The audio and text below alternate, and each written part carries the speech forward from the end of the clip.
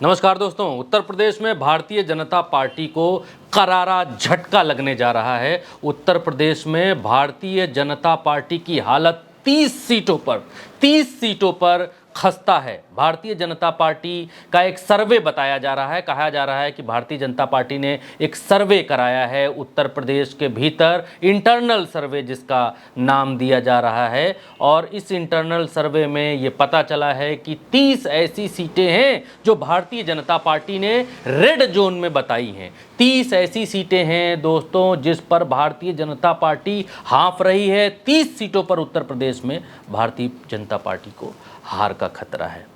तो 30 सीटों पर भारतीय जनता पार्टी को हार का खतरा क्यों है, जब उत्तर प्रदेश में राम मंदिर की प्रचंड लहर भारतीय जनता पार्टी बता रही है।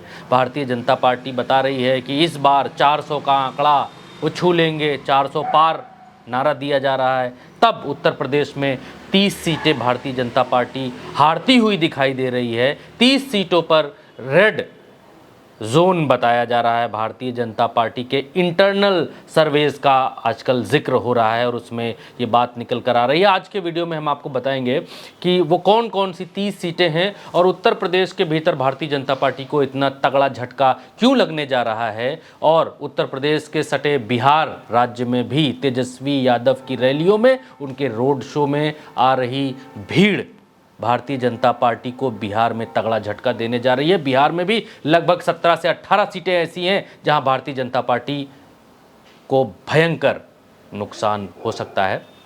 तो 30 सीटों पर उत्तर प्रदेश से शुरुआत करेंगे। 30 सीटों पर भारतीय जनता पार्टी को लगता है कि अगर यहां पर प्रत्याशी नहीं बदला, अगर यहां पर कोई अलग से जुगाड़ नहीं किया, तो बीजेपी यूपी की ये 30 सीटें हार सकती है। और ये हार भारतीय जनता पार्टी को पच नहीं पाएगी, क्योंकि भारतीय जनता पार्टी हिंदी पट्टी में, चाहे वो उत्तर प्रदेश हो, चाहे वो बिहार हो, चाहे वो राजस्थान हो, चाहे मध्य प्रदेश हो, छत्तीसगढ़ हो, हरियाणा हो, पंजाब हो, इन सब राज्यों में अपने उच्चतम स्तर पर है। मतलब इसके ऊपर भारतीय जनता पार्टी अब जा ही नहीं सकती, क्योंकि full marks Bharatiya Janata party को यहाँ मिल चुके हैं। और इन राज्यों में अब ये दिखाई देने लगा है कि उत्तर प्रदेश में जब 30 सीटों पर संकट बताया जा रहा है, तो बिहार राज्य में लगभग 20 सीटों पर संकट देखा जा रहा है। तो फिर भारतीय जनता पार्टी की हालत क्या होगी। भारतीय जनता पार्टी आज की तारीख में देखेंगे दोस्तों, तो 303 सीटें भारतीय जनता पार्टी की हैं। 303 सीटों में अगर उत्तर प्रदेश की जो 30 सीटों की बात चल रही है, अगर 30 सीटें ही हटा देते हैं तो आंकड़ा 270 के आसपास का आकर ऑटोमेटिक गिर जाता है। और बहुमत का आंकड़ा है केंद्र में सरकार बनाने का 272 दोस्तों। और अगर यूपी में बीजेपी इस स्थिति को सुधार भी लेती है, अगर भारतीय जनता पार्टी उत्तर प्रदेश में 30 सीटों का जो करंट बताया जा रहा है लगने वाला है, झटका लगने वाला है, इसको मैनेज भी करती है और 20-22 सीटों के आसपास ये मैनेजमेंट लेकर आती है, तो भी बिहार से लगने वाला झटका भारतीय जनता पार्टी के लिए बहुत बड़ा झटका होगा। और अमित शाह और नरेंद्र मोदी की जिस तरीके की राजनीति करने का स्टाइल है, जो राजनीतिक स्टाइल उनका है, उस स्टाइल में अगर बहुमत से नीचे आती है भारतीय जनता पार्टी, 270 से नीचे आती है भारतीय जनता पार्टी, 272 से माफ़ करिएगा, नीचे आती है भारतीय जनता पार्टी, तो फिर उस स्थिति में भारतीय जनता पार्टी को करना पड़ेगा गठबंधन। और अगर भारतीय जनता पार्टी गठबंधन में, सरकार में गठबंधन करती है किसी दल से, मगर अगर ऐसी स्थिति होती है किसी दल से गठबंधन करने की, अगर बैसाखी की सरकार बनती है, तो क्या फिर नरेंद्र मोदी प्रधानमंत्री होकर रेलवे की झंडी दिखा पाएंगे? क्या नरेंद्र मोदी प्रधानमंत्री होकर स्वास्थ्य मंत्रालय का जो है भाषणबाजी वो कर पाएंगे कि स्वास्थ्य मंत्रालय में ये मैंने किया जी, ये उन्होंने किया जी?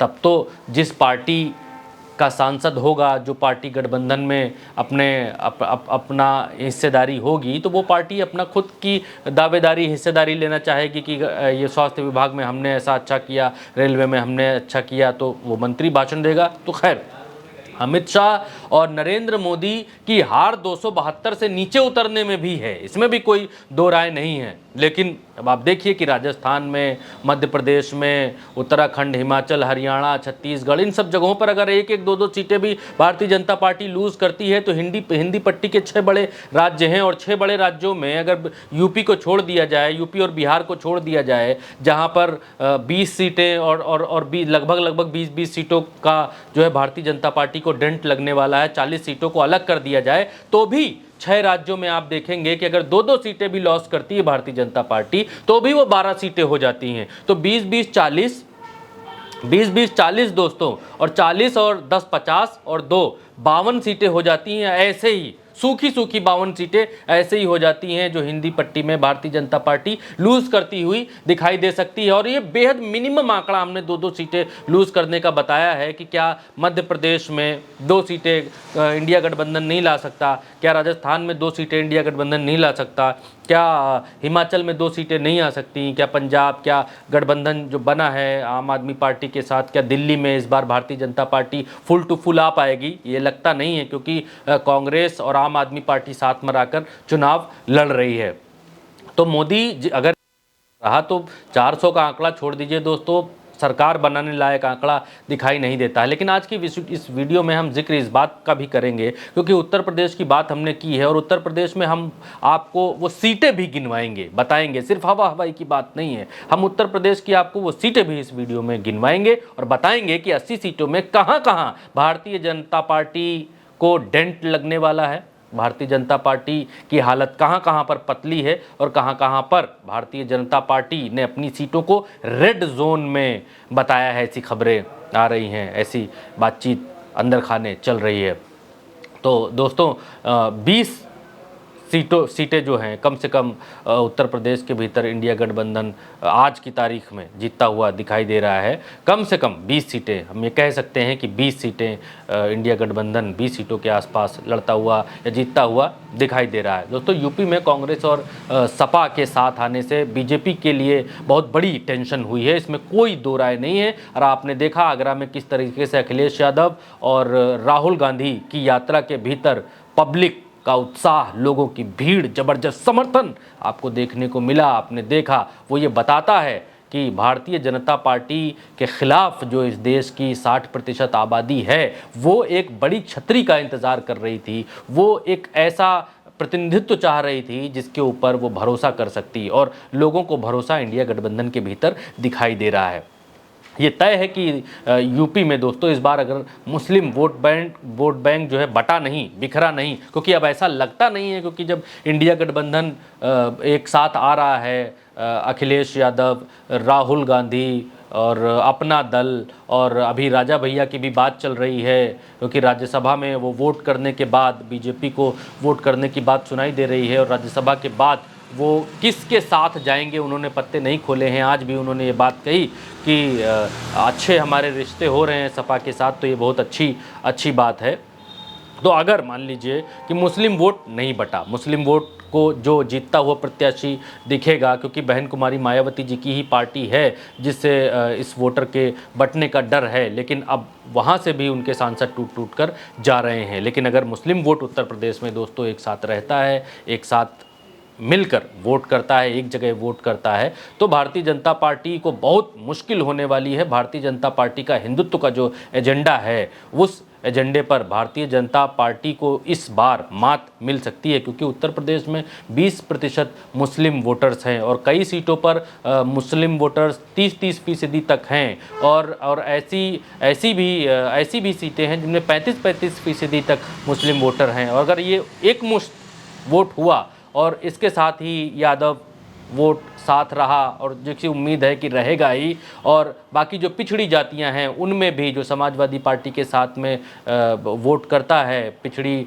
जाति के लोग, कुर्मी समाज के लोग या और भी निषाद समाज के लोग जो समाजवादी पार्टी के साथ में हैं, अगर वो साथ रहते हैं तो ये भारतीय जनता पार्टी की रेड जोन वाली जो 30 सीटें हैं, इन 30 सीटों पर छक्के छूट सकते हैं। और सपा ने 30 सीटों पर, और रेड जोन जो भारतीय जनता पार्टी बता रही दोस्तों, वो रेड जोन इसलिए भी है, वो इसलिए भी बता रही है क्योंकि समाजवादी पार्टी ने अभी तक 30 सीटों पर अपने प्रत्याशियों के नामों का ऐलान किया है। 17 ऐसी सीटें हैं जिन पर कांग्रेस ने अपने प्रत्याशियों का ऐलान कर दिया है। चंद्रशेखर रावण नगीना में इतनी बड़ी रैलियां कर रहे हैं, लोगों का अपार जन समर्थन उनको मिल रहा है और चंद्रशेखर को भी सपा से चुनाव लड़ाया जा सकता है। ऐसी भी खबरें आ रही हैं कि इंडिया गठबंधन से चंद्रशेखर चुनाव लड़ेंगे, उनको सहयोग इंडिया गठबंधन का मिलेगा। और यूपी में 2019 में करीब 22 ऐसी सीटें थीं दोस्तों जहां पर जीत हार का अंतर 1 लाख से कम का था। और वो अंतर इसलिए कम का था क्योंकि बहन कुमारी मायावती जी के साथ गठबंधन समाजवादी पार्टी का था। एक नेशनल चुनाव में नेशनल पार्टी के साथ गठबंधन नहीं था और वो गठबंधन इस बार होता हुआ दिखाई दे रहा है। इस बार कांग्रेस के साथ जो गठबंधन हुआ है, ये गठबंधन अखिलेश यादव को फायदा दे सकता है। और जो 22 ऐसी सीटें थीं जिनमें जीत हार का अंतर 1 लाख से भी नीचे था, वो सीटें समाजवादी पार्टी जीतती हुई दिखाई दे सकती है। जैसे एक सीट मैं आपको सीटों का भी जिक्र करके बताऊंगा, क्योंकि उल्टा चश्मा यूसी पर आपको जो खबर मिलती है, जो बताया जाता है, दिखाया जाता है, वो आंकड़ों के साथ बताया और दिखाया जाता है। अब इन सीटों में जिसमें 1 लाख से भी कम अंतर का आंकड़ा था दोस्तों, तो हम लोग उस समय जब चुनाव कवर कर रहे थे तो मोहनलालगंज की सीट का जब रिजल्ट आया तो तब बीजेपी सिर्फ 90,000 वोटों से मोहनलालगंज की सीट जीती थी। और इस सीट का जिक्र मैं इसलिए कर रहा हूं दोस्तों क्योंकि मोहनलालगंज की सीट जो है उत्तर प्रदेश में कौशल किशोर जो मंत्री हैं उनकी सीट है। मोहनलालगंज की सीट, उनकी पत्नी विधायक हैं और वो भी कई बार के सांसद रह चुके हैं। तब उनकी सीट का आंकड़ा 90,000 वोटों से वो जीते थे। मंत्री का आप मान लीजिए, मंत्री की ये हालत थी पिछले चुनाव में जब गठबंधन भी समाजवादी पार्टी का बहन कुमारी मायावती जी के साथ था। और इस बार गठबंधन, इंडिया गठबंधन जो अलायंस बना है, उस अलायंस में उत्तर प्रदेश में जो भी सहयोग कर पाएंगी ममता भी करेंगी, जो भी सहयोग कर पाएंगे आम आदमी पार्टी भी करेगी, क्योंकि पिछले चुनाव में आम आदमी पार्टी अलग से लड़ी थी। आम आदमी पार्टी भी करेगी या दूसरी पार्टियां भी और छोटे छोटे दल भी इसमें सहयोग करेंगे। तो इस बार 90,000 का आंकड़ा कम हो सकता है या फिर मोहनलालगंज की सीट के ऊपर खतरे के बादल मंडरा सकते हैं। सुनने में तो यहाँ तक आया कि मोहनलालगंज की सीट भी भारतीय जनता पार्टी बदल सकती है। और अगली सीट जैसे है वो बस्ती है। बस्ती सीट पर सपा के राम प्रसाद चौधरी जब चुनाव लड़े थे पिछली बार तो 30,355 वोटों से चुनाव हार गए थे बेचारे। और बलिया में बीजेपी सिर्फ और सिर्फ 15,000 वोटों से जीती थी। चंदौली की सीट का आंकड़ा अगर आप सुनेंगे तो हैरान रह जाएंगे। चंदौली में सिर्फ 13,000 वोटों से समाजवादी पार्टी हारी थी। संत कबीर नगर में बीजेपी सिर्फ 35,000 वोटों से चुनाव जीती थी। और सबसे रोचक दोस्तों, सबसे रोचक मछली शहर की सीट है जहां भारतीय जनता पार्टी 181 वोटों से चुनाव जीती थी। यानी 2024 का चुनाव बहुत अहम होने वाला है और बहुत शानदार होने वाला है। इंडिया गठबंधन बनने के बाद उत्तर प्रदेश के भीतर भारतीय जनता पार्टी राम मंदिर की लहर पर सवार होने के बावजूद हाँफ रही है। तो हालत क्या हो सकती है भारतीय जनता पार्टी की, आप सोच सकते हैं। वो अलग बात है कि गोदी मीडिया के सहारे, गोदी मीडिया आपके कान में 24 घंटा फूंकता रहता है कि मोदी जी ने ये कर दिया, वो कर दिया, स्कूबा डाइविंग कर दी, समंदर में चले गए, अंदर पूजा कर ली, बाहर पूजा कर ली। भारतीय जनता पार्टी के पास धार्मिक ध्रुवीकरण या धार्मिक एंगल के अलावा या फिर राष्ट्रवाद के अलावा तीसरा कोई प्रोडक्ट नहीं है चुनाव में जो बेच सके, जो लोगों को बता सके। आज की तारीख में भी जब हम वीडियो बना रहे हैं दोस्तों, आपके सामने बैठे हुए हैं, तब प्रयागराज के भीतर APRO और ARO वाला जो भर्ती अभी हुई है UPSC के एग्ज़ाम के ज़रिए, उस भर्ती के छात्र ये कह रहे हैं कि हमारा पेपर लीक हो गया है और उनको दौड़ा कर पीटा जा रहा है। तो कोई रोजगार की बात नहीं है, नौकरी की बात नहीं है, महंगाई का वादा किया था मोदी जी ने कम करने का, कोई उसकी बात नहीं है, गंगा साफ़ कर देने का वादा किया था, कोई उसकी बात नहीं है, साफ़ हुई कि नहीं हुई। कहा था 100 स्मार्ट सिटी दे देंगे, आई बनी, कहाँ बनी इस दुनिया में किसी को नहीं मालूम, भगवानों को नहीं मालूम।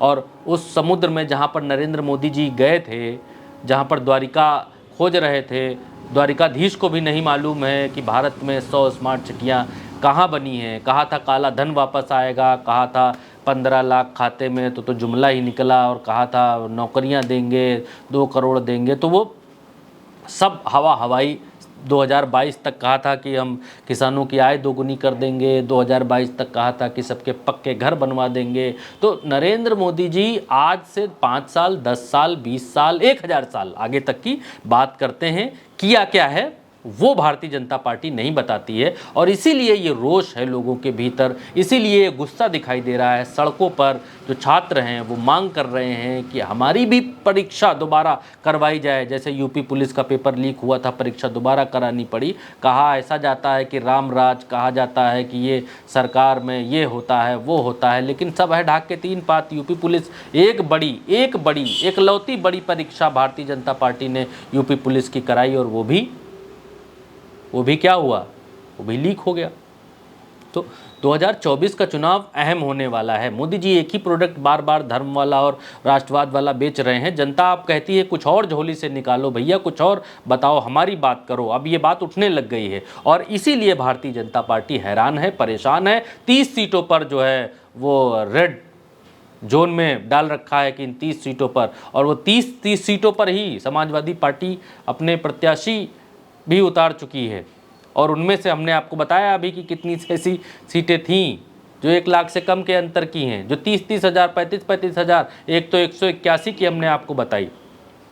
तो दोस्तों, अगर मुस्लिम वोटों में, जैसा कि मैं कह रहा हूँ, बिखराव नहीं हुआ, पिछड़ा वोट एकजुट रहा और परंपरागत जो वोट है सपा और कांग्रेस का वो साथ रहा और कुछ दलित वोटरों में सेंधमारी हुई, तो सीन बिल्कुल बदल सकता है। भारतीय जनता पार्टी की हालत उत्तर प्रदेश में खराब हो सकती है। यह असंभव काम नहीं है, यह संभव बिल्कुल भी नहीं है, क्योंकि चाहे आप संभल की बात कर लीजिए कि सपा ने शफीकुर रहमान बर्क को जो है प्रत्याशी बना दिया है। सपा से सिटिंग सांसद भी हैं बर्क, और संभल वो सीट है जहां से खुद मुलायम सिंह यादव 2 बार चुनाव लड़े हैं, 2 बार सांसद रहे हैं। संभल वो सीट है जहां 50% के आसपास कि मुस्लिम वोटर से, मैं आपको चुटकियों में गिनवा सकता हूं, उंगलियों पर आपको आंकड़े बता सकता हूं कि कैसे भारतीय जनता पार्टी कहां पर कमज़ोर है और कहां पर रेड जोन में है। रेड जोन कोरोना में बना था ना, वैसा रेड जोन में भारतीय जनता पार्टी है। ऐसे में सपा और कांग्रेस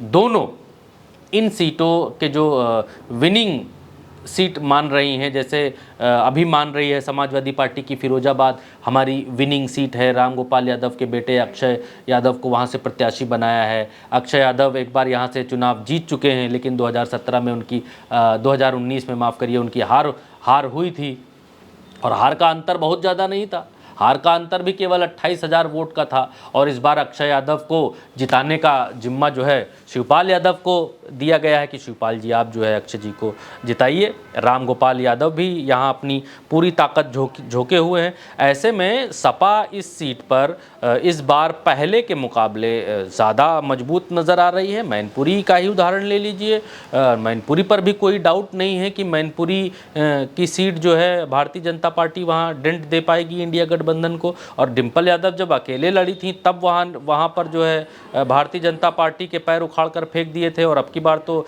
इंडिया के साथ में गठबंधन है। सपा इस सीट पर भी डेफिनेटली जीत रही है, इसमें कहने की कोई बात ही नहीं है। सेफ सीट है। बदायूं वो सीट है जहां पिछली बार धर्मेंद्र यादव चुनाव हारे थे, 18,454 वोट लगभग उनको मिले थे। और इस बार सीट पर इस बार अखिलेश यादव ने जो है धर्मेंद्र यादव को यहाँ से उतारा था, लेकिन उनको सही समय पर सही इंडिकेशन मिला। लोगों ने बताया कि कुछ मसला गड़बड़ हो सकता है। अखिलेश यादव ने तुरंत टिकट बदला बदायूं से, कहा नहीं चाचा शिवपाल यादव लड़ेंगे, और धर्मेंद्र यादव को जो है वो प्रभारी बनाया आजमगढ़ का, कि आजमगढ़ और कन्नौज की सीटों को आप देखिए और यहाँ कैसे जीता जा सकता है। हो सकता है आजमगढ़ से जो है धर्मेंद्र यादव उतरे भी।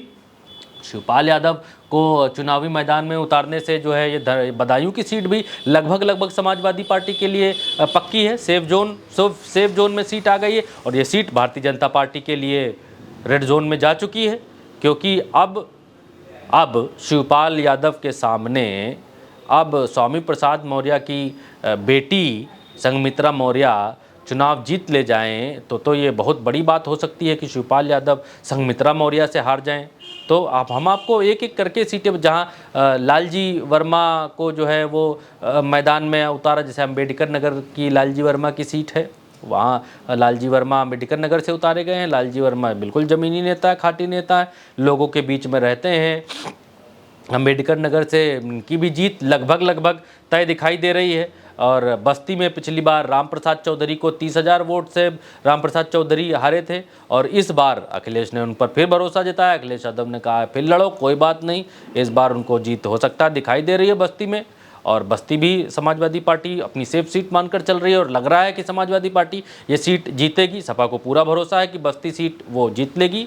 और यही हाल प्रतापगढ़ में भी है। प्रतापगढ़ में सपा ने एसपी सिंह पटेल को मैदान में उतारा है। कुर्मी वोटर हैं इस सीट पर, बहुत ज़्यादा कुर्मी वोटर हैं, और पल्लवी पटेल की तरफ से सीट मांगी जा रही थी। लेकिन अब अखिलेश यादव ने जानबूझ कर सोच समझ कर ये फैसला लिया है। अब इस सीट को भी भारतीय जनता पार्टी इस सीट पर बड़ा मुश्किल लगेगी उनको, क्योंकि इंडिया गठबंधन बनने के बाद प्रतापगढ़ से ही मोना मिश्रा जो है वो विधायक हैं।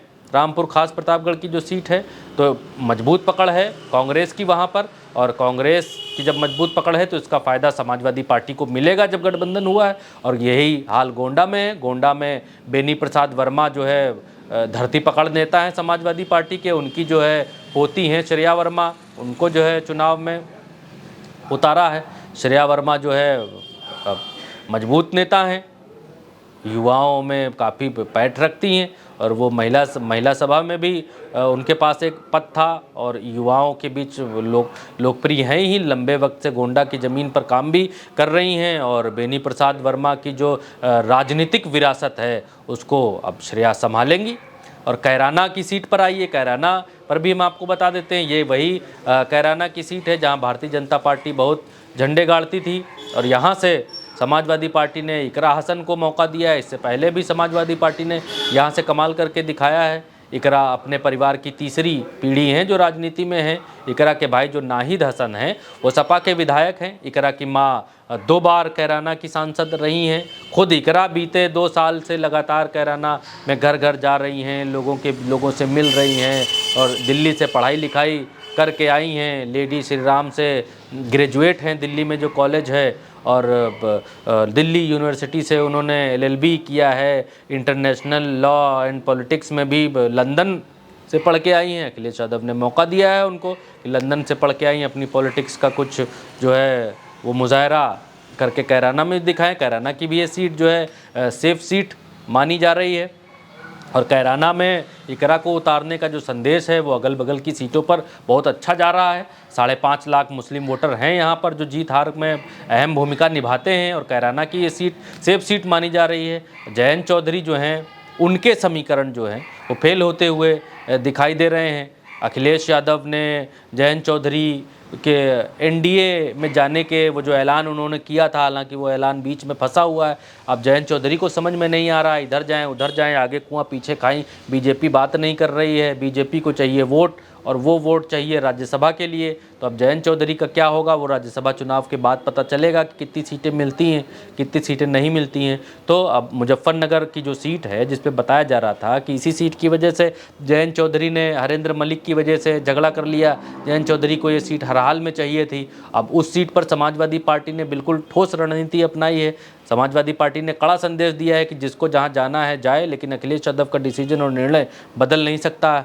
हरेंद्र मलिक को टिकट दिया गया, हरेंद्र मलिक के ऊपर भरोसा दिखाया, और हरेंद्र मलिक जो हैं वो चरथावल से विधायक जो हैं पंकज मलिक के वो पिता हैं। हरेंद्र मलिक पूर्व सांसद भी रहे हैं, खतौली बघरा से विधायक रहे हैं। 2022 में हरेंद्र मलिक जो है कांग्रेस छोड़कर समाजवादी पार्टी में आए थे। जाट और मुस्लिम दोनों ही वर्गों में हरेंद्र मलिक की काफ़ी लोकप्रियता है, तो अब समाजवादी पार्टी उनके ऊपर दांव क्यों ना लगाए।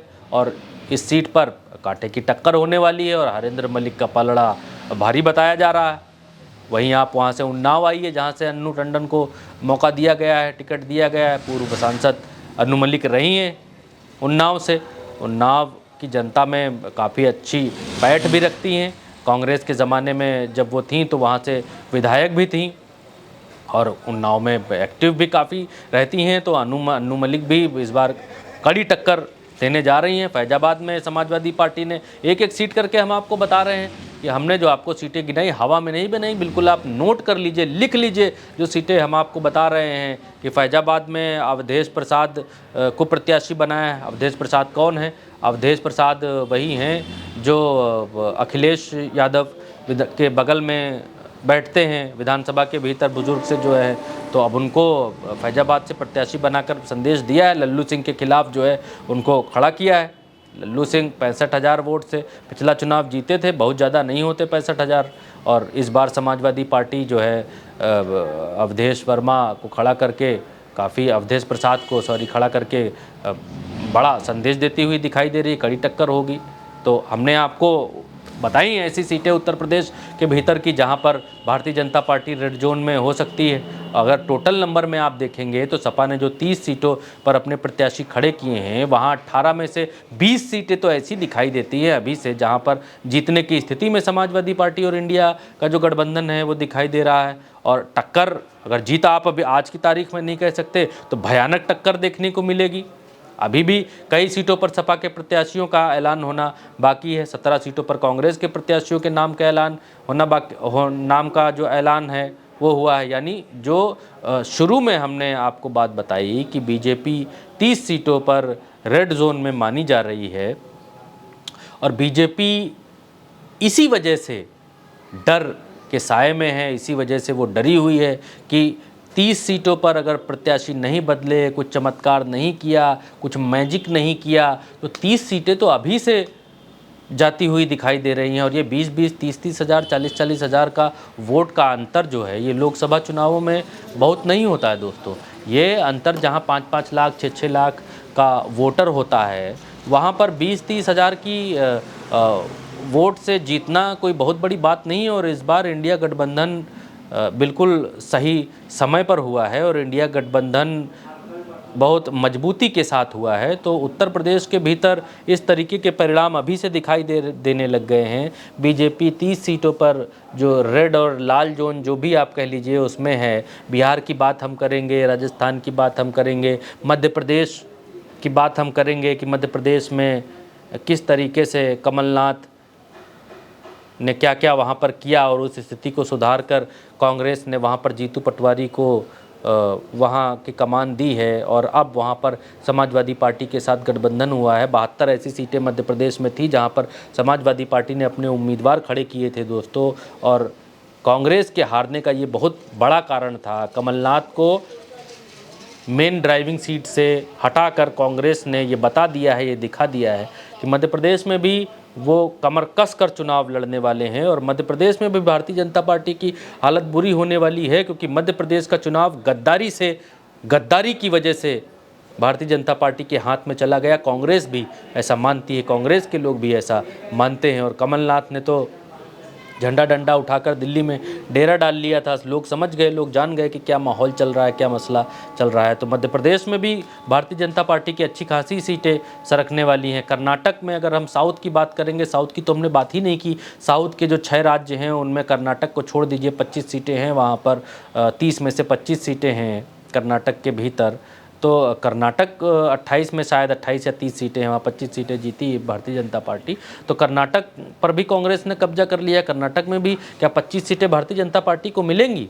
बिल्कुल नहीं मिलेंगी। कर्नाटक में भी झटका जोरदार लगेगा, कम से कम 10 से 15 सीटों का झटका लगेगा। तो ये जो झटके लगेंगे कर्नाटक में, और अभी गोदी मीडिया के सर्वे में ये बात सामने आई है, आंध्र प्रदेश में भारतीय जनता पार्टी का आता पता नहीं चलेगा। गोदी मीडिया के ही सर्वे में ये बात सामने आई है कि तेलंगाना के भीतर भारतीय जनता पार्टी को तगड़ा डेंट लगने वाला है, भारतीय जनता पार्टी का सुपड़ा साफ होने वाला है। आप देखिए कि साउथ में भारतीय जनता पार्टी साफ है, और साउथ के 6 राज्यों में साफ है, 0 बटा सन्नाटा। कर्नाटक और तेलंगाना या आंध्रा में शायद, या तेलंगाना में से 2 में से एक राज्य में इनकी 4 सीटें हैं। 25 और 4 29 सीटें हैं सिर्फ और सिर्फ साउथ में। और साउथ से सुपड़ा इस बार साफ होना तय दिखाई दे रहा है। तो साउथ से सुपड़ा साफ होगा और उत्तर भारत के भीतर सीटें कटेंगी, और कम से कम 50-60 सीटें कटने का अनुमान दिखाई दे रहा है। तो भारतीय जनता पार्टी और नरेंद्र मोदी जी प्रधानमंत्री अगली बार बनेंगे कि नहीं बनेंगे, ये भी खतरे में दिखाई दे रहा है दोस्तों। तो आज के इस एनालिसिस में मुझे लगता है कि हमने उत्तर प्रदेश में जो 30 रेड अलर्ट या रेड जोन की सीटें हैं भारतीय जनता पार्टी की, उसका एनालिसिस करके हमने आपको बताया। और कल फिर मिलेंगे अगले वीडियो में और आपको दिखाएंगे, बताएंगे कि क्या चल रहा है उत्तर प्रदेश में, देश में। और भारतीय जनता पार्टी जितने ढोल गोदी मीडिया पर आकर पीटती है, और गोदी मीडिया जितना महिमा मंडन करता है, वो महिमा मंडन कितना सच है। और अगर इस महिमा मंडन में कुछ दिक्कत आती है, विघ्न आता है, अगर राम मंदिर का मैजिक, इस बार बीजेपी राम मंदिर के सहारे, ये राम मंदिर का मैजिक नहीं चलता है, तो भारतीय जनता पार्टी को लेने के देने पड़ जाएंगे।